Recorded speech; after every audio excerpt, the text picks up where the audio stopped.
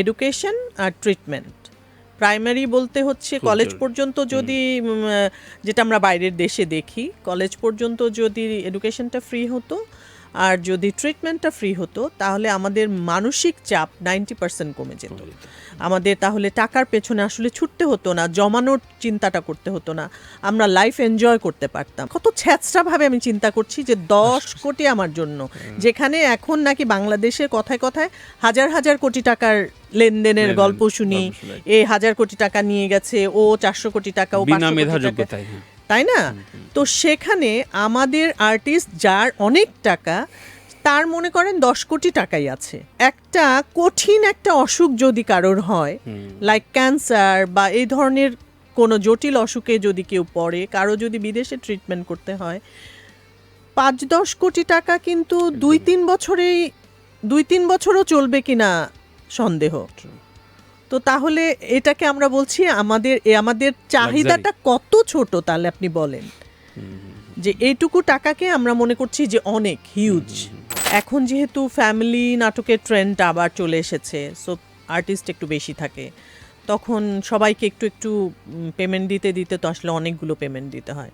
তো এই চিন্তাটা যদি মেন আর্টিস্ট যারা, মেন নায়ক নায়িকা, তারা যদি না করে, তাহলে আসলে ডিরেক্টরদের জন্য বা প্রডিউসারদের জন্য একটু মুশকিলই হয়ে যায়।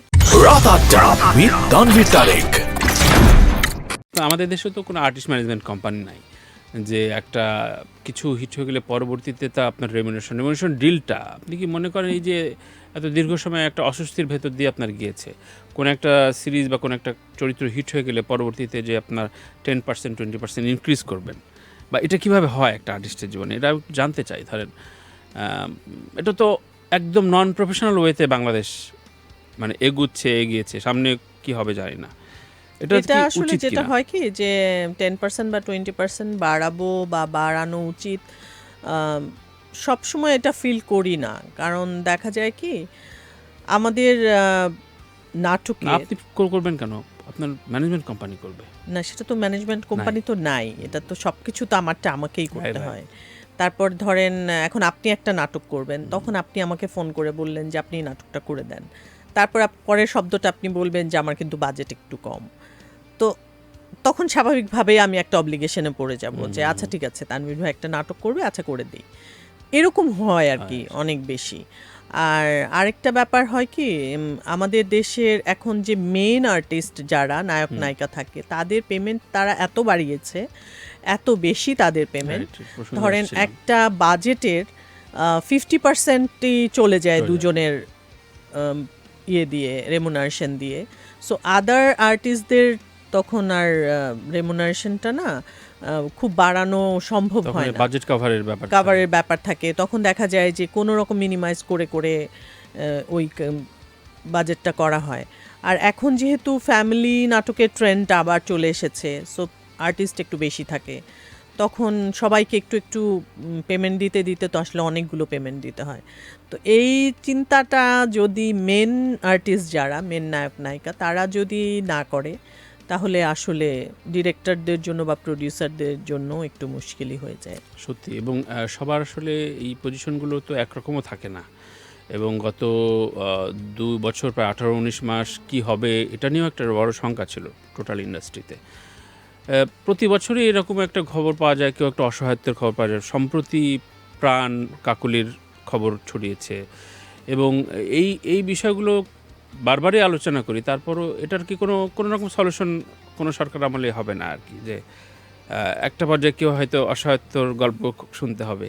এগুলো শুনলে কেমন ভয় লাগে, মানে আসলেই ভয় লাগে, ভীষণ ভয় লাগে। এবং এর মধ্যে আমাকে আরেকটা জায়গায় এরকম জিজ্ঞেস করছিল যে আর্টিস্টদের টাকা পয়সা বা কার অনেক টাকা বা এরকম। তো আমি চিন্তা করে দেখলাম আসলে আর্টিস্টদের অনেক টাকা কিন্তু আর্টিস্টদের কখনো থাকে না। ধরেন খুব বেশি টাকা, আমি ব্যক্তিগতভাবে চিন্তা করি যে আমার খুব টাকা মানে হচ্ছে, যদি আমার 10 কোটি টাকা থাকতো, আমি মনে করতাম আমার অনেক টাকা, আমি যাচ্ছে তাই করতে পারি, আমার ইচ্ছা হলে আমি কাজ করব, ইচ্ছা না হলে আমি করব না, খুব বেছে বেছে কাজ করব।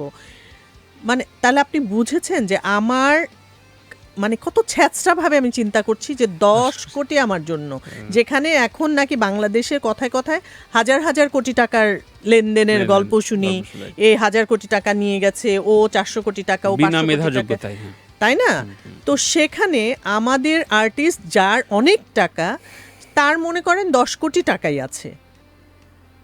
তো একটা কঠিন একটা অসুখ যদি কারোর হয়, লাইক ক্যান্সার বা এই ধরনের কোনো জটিল অসুখে যদি কেউ পড়ে, কারো যদি বিদেশে ট্রিটমেন্ট করতে হয়, 5-10 কোটি টাকা কিন্তু 2-3 বছরও চলবে কিনা সন্দেহ। তো তাহলে এটাকে আমরা বলছি আমাদের চাহিদাটা কত ছোট, তাহলে আপনি বলেন যে এইটুকু টাকাকে আমরা মনে করছি যে অনেক হিউজ। মানে এটাও ঠিক যে ধরেন হসপিটাল থেকে শুরু করে স্বাস্থ্য খাত বা এডুকেশন খাতে কোনো ইএমইউ সাইন করা হলো না যে এক্স্যাক্টলি, শিল্পী পরিবারের জন্য 50% কাট যদি হতো যে আমাদের কোন দিন আমাদের দেশে ট্রিটমেন্টটা ফ্রি যদি কোনো দিন হয়, আমার কাছে মনে হয় দুইটা জিনিস, এডুকেশন আর ট্রিটমেন্ট। প্রাইমারি বলতে হচ্ছে কলেজ পর্যন্ত যদি, যেটা আমরা বাইরের দেশে দেখি, কলেজ পর্যন্ত যদি এডুকেশনটা ফ্রি হতো আর যদি ট্রিটমেন্টটা ফ্রি হতো, তাহলে আমাদের মানসিক চাপ 90% কমে যেত। আমাদের তাহলে টাকার পেছনে আসলে ছুটতে হতো না, জমানোর চিন্তাটা করতে হতো না, আমরা লাইফ এনজয় করতে পারতাম। আমাদের মনে হতো না যে আচ্ছা 1 টাকা 2 টাকা কোনো রকম আমাদের সেভ করতে হবে। কেন? আমাদের যদি একটা কঠিন অসুখ হয়, কারণ আমার তখন আমাকে দেয়ার কেউ নাই, ওই ট্রিটমেন্ট আমাকে করতে হবে। সত্যি, এবং এটা খুব বেশি বড় চাওয়াও না, এটা বেসিক চাওয়া বেসিক্যালি।